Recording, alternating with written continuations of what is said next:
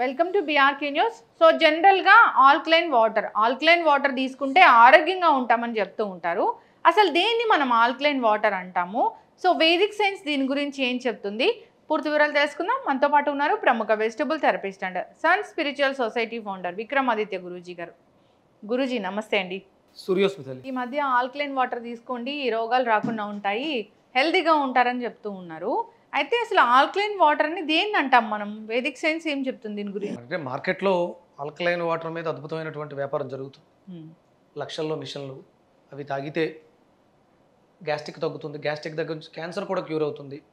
అది చెప్పడం తప్ప ఎక్కడ మనం ప్రామాణికంగా చూసింది అయితే ఇంతవరకు జరగలేదు. నా ఇంటి పక్కనే మా ఫ్లాట్లో నా ఫ్లాట్ పక్కన ఫ్లాట్ వాళ్ళు ఆల్కలైన్ మార్కెటింగ్ చేస్తారు. ఆయన machines marketing, alkaline water machines marketing చేస్తాడు. వాళ్ళ ఆవిడకి ఒక పెద్ద డిసీజ్ వచ్చింది. అప్పటి వరకు ఆవిడ నార్మల్, వాళ్ళు మామూలుగా మాతో పాటు మంజీరా వాటర్ వాడేవారు. ఇది వచ్చిన తర్వాత ఆ మిషన్ పెట్టుకున్నారు. వాళ్ళు బాగుంటుంది తీసుకోండి అని చెప్పేసి అంటే నేను ముందు ఫస్ట్ మీ దగ్గర నుంచి పట్టుకెళ్ళి వాడి చూస్తాను అని ఒక స్టీల్ బింది రెగ్యులర్గా ఇవ్వటం, ఆయన వాటర్ ఇవ్వటం, దాన్ని తీసుకొచ్చి మేము వాడడం జరిగింది. ఒక 20-25 డేస్ తర్వాత మా స్టీల్ బిందులో ఒక లేయర్ ఫామ్ అవటం మొదలుపెట్టింది. ఏంటది? కెమికల్, శుద్ధ. అందులో ఇంకా చాలా రకాల కెమికల్స్ లేయర్ ఫామ్ అవుతుంది. మనకి బోర్ వాటర్ని మరగబెడితే ఎలాగైతే పాత్రకి శుద్ధ అంటుకుంటుందో అట్లా దాంట్లో కూడా ఉంది. వాళ్ళు మరి అంటే ఇప్పుడు మేము ఇప్పటికీ స్టిల్ కంటిన్యూ మంజీరా వాటరే, నార్మల్ మంజీరా వాటర్ని ఫిల్టర్ చేసుకుని, ఫిల్టర్ అంటే మనకి ఈ చాక్ పీస్ శుద్ధలతో ఉండే ఫిల్టర్స్ ఉంటాయి, రామా వాటర్ ఫిల్టర్ అని పాతవి. ఆ వాటర్ ఫిల్టర్లో వాటర్ వేయటం, దాన్ని ఫిల్టర్ చేసి కుండలో వేసుకోవటం, అదే వాటర్ తీసుకోవటం, ఎలాంటి ప్రాసెస్ లేకుండా నార్మల్గా వచ్చిన వాటర్ని తీసుకోవడం. ఆల్కలైన్ వాటర్ అంటే ఏ ప్రాసెస్ చేయకుండా న్యాచురల్గా వచ్చిన వాటర్ని ఆల్కలైన్ వాటర్ అంటారు. అంటే ట్యాప్ వాటర్ కూడా ఆల్కలైన్ వాటర్ కాదా? అవదు. అంటే ఆల్కలైన్ వాటర్ అంటే ఏంటి? ఎలాంటి కెమికల్స్ దాంట్లో లేవు. సహజ సిద్ధంగా pH లెవెల్స్ అధికంగా ఉంటాయి. ప్రాసెస్ చేసామంటే ఎసిడిక్ నేచర్. మనం వాడే ప్రతి bottle water acidic nature water. మిషన్లో ప్రాసెస్ జరిగింది, ఎసిడిక్ నేచర్. అందులో హెచ్చుతగ్గులు ఉంటాయి అంతే. అంటే మీకు ఆల్కలైన్ అనగానే ఒక ప్రాసెస్ చూపిస్తారు. 2-3 రకాల వాటర్స్ వేసి అందులో డ్రాప్స్ వేస్తే orange colour, yellow colour, violet కలర్లో మారుతూ ఉంటుంది ఒక లిక్విడ్ నేయడం ద్వారా. దాంట్లో ఇది బాగా వైలెట్ కలర్లో ఉన్నవి ఆల్కలైన్ వాటరు, రెడ్గా ఉన్నవి, ఆరెంజ్గా ఉన్నవి ఎసిడిక్ నేచర్ వాటర్ అని చెప్తూ ఉంటారు. ప్రామాణికలు ఏమీ లేవు. ఎప్పుడో మెషిన్ తయారు చేశారు, దాన్ని వాడుకుంటున్నాం. అసలు ఇదేమీ కాదు. మనకి పూర్వం ఎక్కడైనా వెళ్తుంటే దారిలో ఒక పైప్ ఉంటుంది, దాన్ని కొట్టుకుని వాటర్ తాగేటివి. న్యాచురల్ వాటర్లో ఉండవలసిన సోర్సెస్ అన్నీ వాటర్లోనే ఉండాలి. వాటిని ప్రాసెస్ చేసామా సహజత్వాన్ని కోల్పోదు.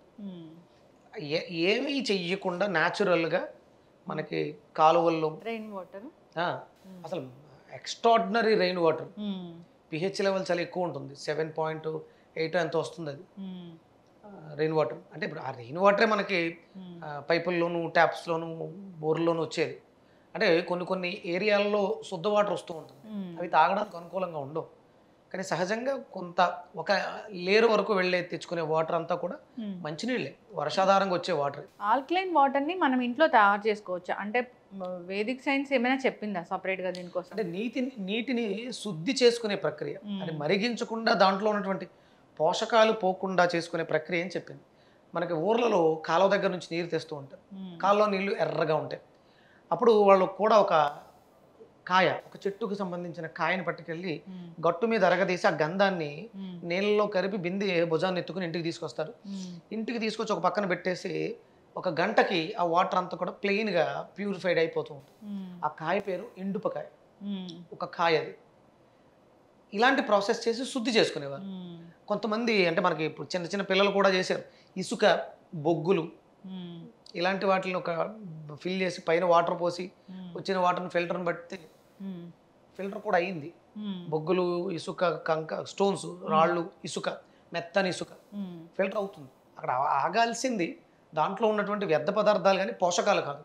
ప్రాసెస్ చేయడం వల్ల పోషకాలు మిస్ అవుతున్నాయి మనకి. ఇప్పుడు చాలా మంది రాగి బిందులో నీళ్లు పోసుకొని తీసుకుంటే అది ఆల్కలైన్ అవుతుంది, లేదా తమలపాకులు నీళ్ళలో వేసుకొని రాత్రి అంతా సోక్ చేసి నెక్స్ట్ డే వాటర్ తీసుకుంటే అది ఆల్కలైన్ వాటర్ అవుతుంది అంటున్నారు కదా గురు. అంటే మెటల్స్కి ఉన్నటువంటి తత్వం క్వాలిటీ మనకి anti bacterial, anti viral, anti informatic analysis ఇలా కొన్ని ప్రాపర్టీస్ ఉంటాయి. అందులో కాపర్కి యాంటీ బ్యాక్టీరియల్. మనకి హానికారకమైనటువంటి పదార్థాలు ఏమైనా ఉంటే మనం రాగి బిందులో వాటర్ వేయటం వల్ల ఆ బ్యాక్టీరియా అంతా కూడా చనిపోతుంది. మనకి శరీరానికి కావాల్సిన న్యాచురల్ వాటర్ అందిస్తుంది. అలాగే మట్టి కుండలో మీకు 18 మైక్రోన్యూట్రిషన్స్ యాడ్ అవుతాయి వాటర్లోకి. వాటర్ తన సాంద్రతని మార్చుకుంటుంది కుండలోకి వెళ్ళిన తర్వాత. అలాగే మనకి ఇప్పుడు తమలపాకులలో మీకు మ్యాగ్నెటిక్ వేవ్స్ ఉంటాయి, దిశానిర్దేశం చేస్తుంది తమలపాకు, చాలా పవర్ఫుల్. అంటే సహజంగా తమలపాకుని నీటిలో వేసుకుని తాగండి అని ఎక్కడ ఏ శాస్త్రంలోనూ లేదు. భోజనం చేసిన తర్వాత తమలపాకుని మనం సేవనం చేస్తాం. అంటే తిన్న ఆహారం ఎసిడిక్ నేచరు, ఆ ఆహారాన్ని ఆల్కలైన్గా మార్చడానికి తమలపాకులతో మనం సున్నము, వక్కలు, గుల్కందు, సోంపు, లవంగి లేకపోతే ఇలాచి ఇవి వేసుకుని సుగంధభరితంగా కిళ్ళి తాంబూలాన్ని సేవిస్తాం.